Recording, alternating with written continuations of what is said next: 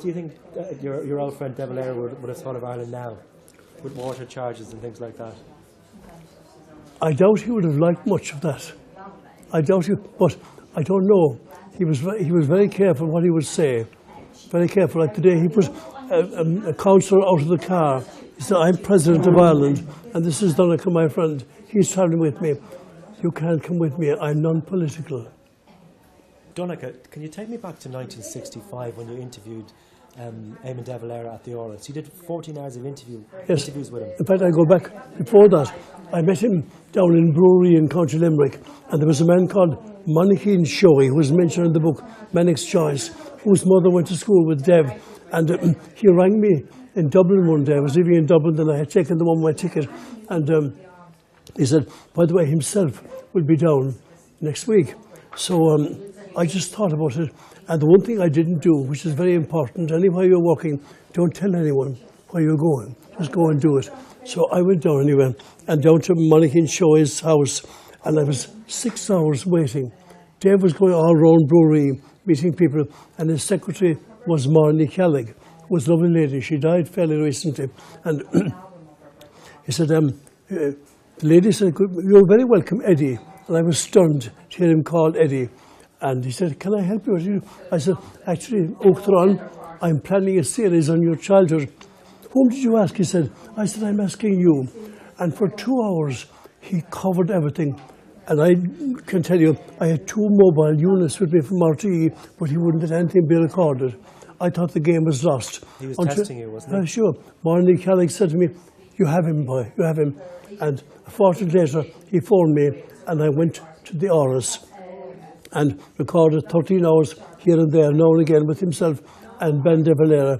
He talked about his childhood, what it was like in Brewery, and how he liked being in Brewery. And he gave me a line which I've never forgotten: "If you love your parish, you love your country." And I would like to think that that is one thing that I might be remembered for: love your parish, love your country. You also met in 1964 Mick Jagger. Was that in Dublin or in Cork? Mick Jagger. That could have been anywhere. Yeah. That was on the stage. I don't think he liked you, and I don't think you liked him. Not quite. No, I could say that. We met in the Savoy Theatre in Cork. Huge crowd there. And I interviewed him in front of the people. And he said to me, "Were you ever in London?" I said, "No. Should I?" "And what kind of band are you? What kind of singers are you?" It was not nice. Not all Mick Jagger's fault, but it didn't go very, very well. I don't think he liked you when he asked you, do you like the Rolling Stones? And you said you prefer to listen to Mario Lanza. Oh, yeah. You also got a great interview in Rome on the way to Ireland with the Pope. I did. John Paul. I did How indeed. Did you get that? That was a bit of O'Douling pushing us, I suppose. We were all lots of journalists from the Cork Examiner and places, friends of mine, and the square which they went around was full of people.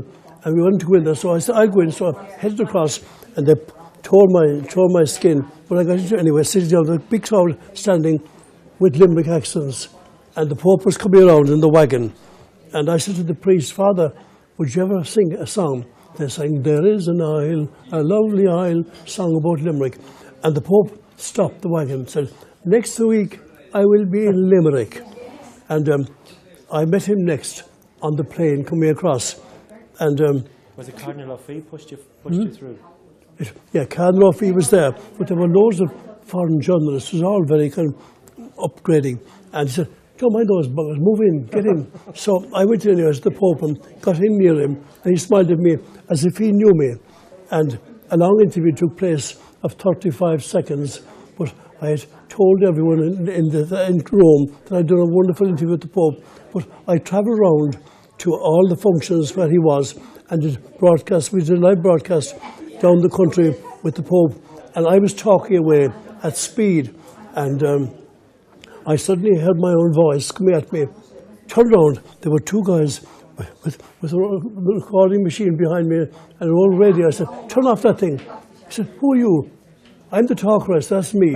And I got the Pope, but it was a great experience for me, actually. Where did you get the gift of the gab?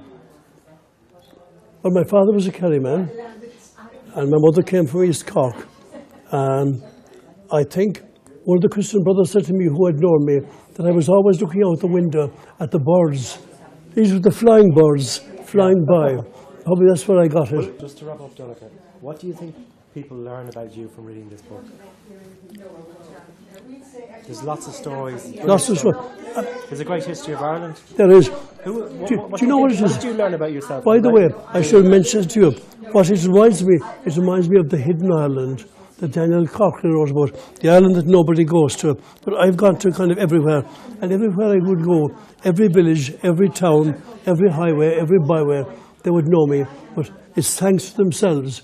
The people of the highways and byways have been wonderful in my life, and I cherish all they've said to me. And standing there with the cows behind, and that's down in County Wicklow, I think. Do you like Ireland? I do. And I like the back picture of myself on Marengo. Yeah. Napoleon would have been proud of me.